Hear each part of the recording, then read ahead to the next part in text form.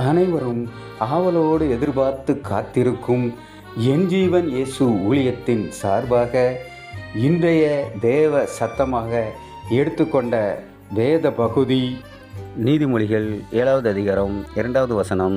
என் கட்டளைகளையும் என் போதகத்தையும் உன் கண்மணியைப் போல் காத்துக்கொள், அப்பொழுது பிழைப்பாய்.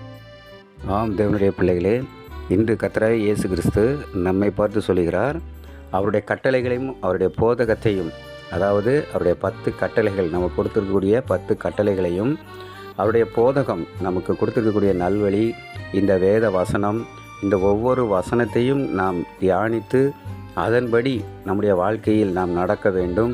அவர் கட்டளைகளை கைக்கொள்ள வேண்டும். இன்றைக்கி நாம் பலவிதமான பாவமான உலகில் வாழ்ந்து கொண்டிருக்கிறோம். எந்த ஒரு பாவமும் நம்மளை மேற்கொள்ளாதவாறு அவருடைய கட்டளைகளை நாம் தினமும் நம்முடைய மனதில் சொல்லிக்கொண்டே இருக்க வேண்டும். அப்போதுதான் அந்த பாவம் நம்மை நெருங்காது. அந்த பாவமான வழியை விட்டு நாம் நல்வழியோடு, அவருடைய போதனைகளோடு, அவருடைய வார்த்தைகளை நாம் மனதில் கொண்டு நாம் நடக்கும்போது நம்மை பார்த்து சொல்கிறார், நீ அப்போது பிழைப்பாய். பிழைப்பாய் என்பது நம்முடைய வாழ்வில் உயர்வு, நமக்கு சமாதானம், ஆசீர்வாதம், நமக்கு எல்லாவற்றையும் பரிபூரண சந்தோஷத்தோடு மகிழ்ச்சியையும் கொடுத்து நம்மை வாழ்வில் உயரச் செய்வார். ஆகவே நம்முடைய வாழ்வில் நாம் அவருடைய கட்டளைகளையும் அவருடைய வார்த்தைகளையும் போதகத்தையும் நம் மனதில் கொண்டு அதன்படி நாம் நடப்போமாகில் நம்முடைய வாழ்வில் எப்போதுமே உயர்வே நமக்கு கிடைக்கும்.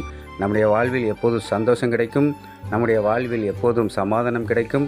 நம்முடைய வாழ்வில் எப்போதும் உயர்வு கிடைக்கும், ஆசீர்வாதம் கிடைக்கும். நாம் ஒவ்வொருவரும் அந்த ஆசீர்வாதத்தை பெற்று அவருடைய வழியில் நடந்து அவருடைய கட்டளைகளை கைக்கொண்டு அவருடைய வார்த்தைகளையும் அவருடைய போதகத்தையும் ஏற்றுக்கொண்டு நடப்போமாக. ஆமேன், ஆமேன்.